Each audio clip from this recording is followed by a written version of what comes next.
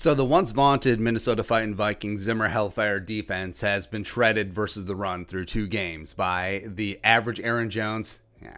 And then also Jonathan Taylor Thomas tool time. They both did very terrible things to the Purple People Bleeders, so it's not ideal, right? But luckily, Vikings get a break week 3. Woo! Tennessee Titans coming in as the jabroni nobody, 6'3", 230-pound NFL rushing champ Derrick Henry comes into town. Cool. Awesome. So, how are the Vikings going to stop the D train? Pray. All right, so as of right now, Vikings are 28th in the NFL, allowing 309 rushing yards. Surrendering 309 rushing yards on the ground. Because at the end of the day, another cliche, at its core, stopping the run is the most primal, basic football thing, right? It's like, hey, I am going to physically outmuscle you and go over here. You do not want me to go there. I will impose my will. That's the run game, right? So now, statistically, it's been bad. Optically, it does seem like the Vikings cannot stop the run, especially in big-time spots. Like, the Colts... the Colts, they're just mean, man. So 3rd and 6 from midfield, and they're just like, we'll just run the ball twice. Yeah, we don't need to throw on 3rd. We ain't going to punt. We're just going to run the ball twice. And it worked, right? But actually, it's not as bad as it seems. Just like everything with the 0-2 Vikings, it's not as bad as it seems. Yes, it is bad, but it's not bad, which is worse.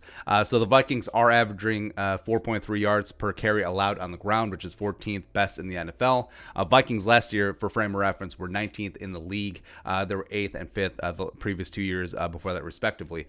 Reason that they're giving up so many yards on the ground, it's twofold. So number one, they're 29th in the NFL in terms of rushing attempts against the defense with 72, which is a lot.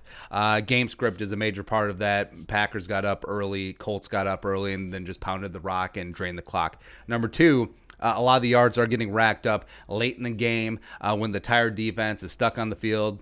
Some guys are just out there cashing a paycheck. We've seen that. And it's both fault of their own as well as the offense not being able to stay on the field and sustain a drive. So it is hand in glove there. Plus, defensive interior-wise, Shamar Stephen, Julio Johnson, Armon Watts have been pretty atrocious against the run. PFF grades for all three of them under 60. I believe Julio Johnson's in the 40s and Armon Watts has been in the 30s, so it's not ideal there. But we knew that was going to happen going forward as the Vikings, after Michael Pierce opted out with COVID concerns, they didn't really do anything. Sign snacks, you coward. Edge rushers Yannick Afadi and Jalen Holmes have all struggled setting the edge without Danielle Hunter. And as much as we love Danielle Hunter's getting after the passer game, like, he is one of the best run-stopping defensive ends in the league as well. And that is dirt McGurk. That is dirty work that is getting after, and Danielle was phenomenal in that. So getting him back will not only help the Vikings rush the passer, but they'll also help stop the run as well. Eric Hendricks has been a boss, but he's just one man. Anthony Barr has been terrible against the run pretty much the last 2 years, and he was certainly this year before his injury. Eric Wilson, Troy Dye are coverage linebackers. They're not really great at the point of attack. Ryan Connolly has been here for 2 weeks, and also soon-to-be signed linebacker Todd Davis coming from the Broncos. Phenomenal run stopper, but he's going to be here for like 3 days, right? And then toss him in the game. And Derrick Henry will get his touches. He is the entire Tennessee Titans offense. Last week against Jacksonville, he put up 84 yards on 25 touches, which is actually low for him, both in touches and yards. Week 1 against the Broncos, 31 carries for $116. They certainly could have used Todd Davis, but nah.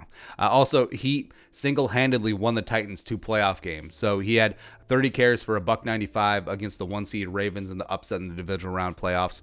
34 carries, $182, and a touchdown against the Pats, which is Tom Brady's final game. And like we said, Derrick Henry is the Titans' offense. Kill the head, the body will die. Don't go that far. But respect what Arthur Smith has done. He's offense coordinator for the Titans. What he's done with Ryan Tannehill really catered a system to his skill set, limited his mistakes and downside, something that Tannehill didn't really have in Miami. But that passing offense is simply not the same without A.J. Brown. It's just not. He is alpha wide receiver 1. So he's going to miss the game on Sunday in all likelihood with injury. So Derrick Henry is public enemy number 1. He's going to get all the attention, all the smoke from Mike Zimmer and that defense. Will it be enough? I mean, we'll see, I guess. Make Tannehill beat you, but that's easier said than done, because it's not like the league has been like, Derrick Henry, who cares about him? Yeah, the Titans offense. We'll focus on everyone else. We'll focus on Jonnu Smith and Corey Davis, the original row the boat wide receiver bust. Yeah, but ain't gonna happen. But I either have a lot of faith or no faith. So either Derrick Henry has 22 carries for 27 yards and 0 touchdowns, or he goes for 297. It's either one of the two. There's no in between, and I think it's 50-50. Either one happens. So, yeah.